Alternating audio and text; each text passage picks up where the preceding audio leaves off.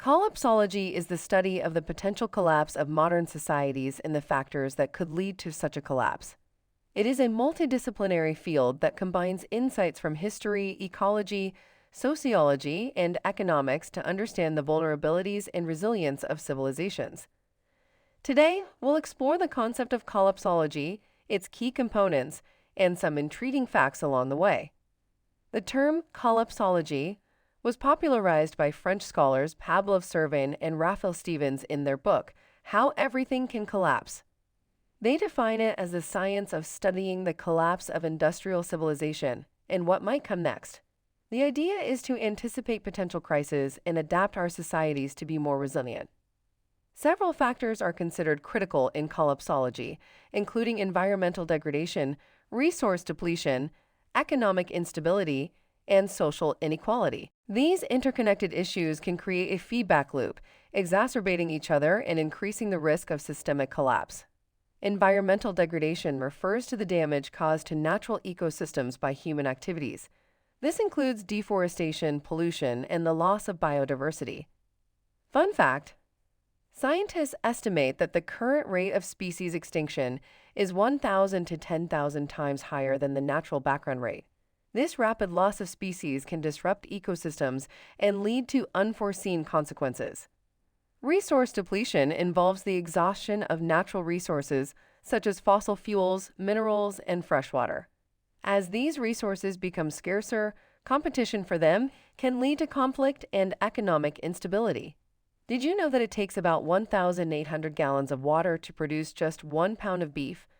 This highlights the immense pressure our consumption habits place on natural resources. Economic instability can arise from various factors, including financial crises, unemployment, and inequality. When economic systems become unstable, they can trigger social unrest and weaken societal structures. The 2008 financial crisis is a recent example of how interconnected economies can be vulnerable to collapse. Social inequality refers to the unequal distribution of wealth, power, and resources within a society. High levels of inequality can lead to social tension, political instability, and a lack of social cohesion. Fun fact: the richest 1% of the global population owns more wealth than the rest of the world combined. Such disparities can fuel resentment and undermine social stability. Collapsology also examines historical precedents to understand how past civilizations have collapsed.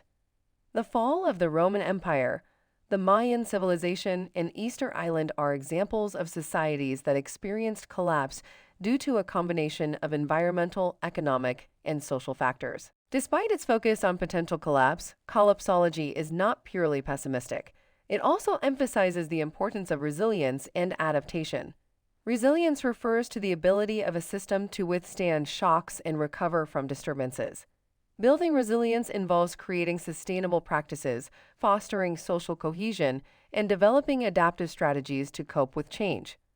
One way to enhance resilience is through localization. This means creating self-sufficient communities that rely less on global supply chains and more on local resources. Local food production, renewable energy, and community-based governance are examples of localization efforts that can strengthen resilience. Another aspect of collapsology is the concept of degrowth.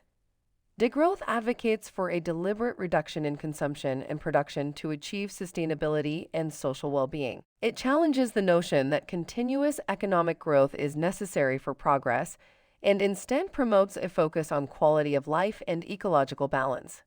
Collapsology also encourages us to rethink our relationship with technology.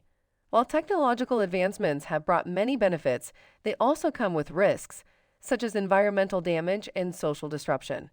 By adopting appropriate technologies that prioritize sustainability and human well-being, we can mitigate some of these risks. Fun fact: the concept of permaculture is often discussed in collapsology. Permaculture is a system of agricultural and social design principles that work with natural ecosystems rather than against them. It emphasizes sustainable living, resource conservation, and community resilience. In conclusion, collapsology provides a framework for understanding the complex challenges facing modern societies and highlights the importance of resilience, sustainability, and adaptation. By studying the potential causes of collapse, we can take proactive steps to build a more resilient and equitable future.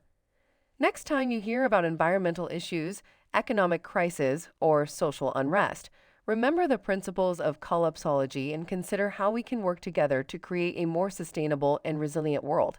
The future is not set in stone, and with thoughtful action, we can navigate the challenges ahead.